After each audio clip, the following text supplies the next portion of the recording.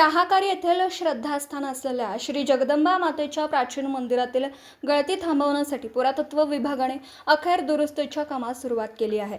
गेल्या 3 ते 4 वर्षांपासून ग्रामस्थांनी सातत्याने पाठपुरावा करून मंदिर संवर्धनासाठी अथक प्रयत्न केले होते। स्थानिक ग्रामस्थांनी हा विषय दिल्लीपर्यंत पोहोचवत शासन व प्रशासनाचं लक्ष वेधलं होतं। मंदिराची पडझड होऊ नये तसेच पुढील पिढ्यांसाठी मंदिराचा पाया आणि कळस मूळ स्वरूपात जतन व्हावा यासाठी ग्रामस्थांनी एकजुटीने प्रयत्न केला।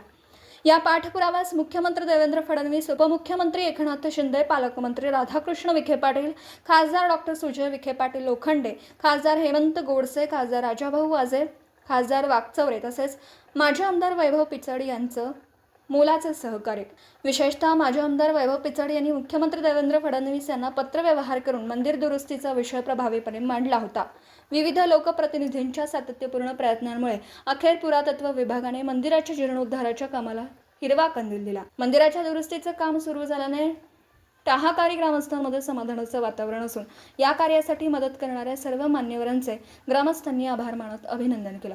आपल्या सर्वांचं श्रद्धास्थान असलेल्या जगदंबा मातेच्या मंदिराचे मूळ वैभव अबाधित राखण्यासाठी ग्रामस्थांनी केलेल्या एकजुटीच्या प्रयत्नांना अखेर यश आलं अशी भावना ग्रामस्थांनी व्यक्त केली।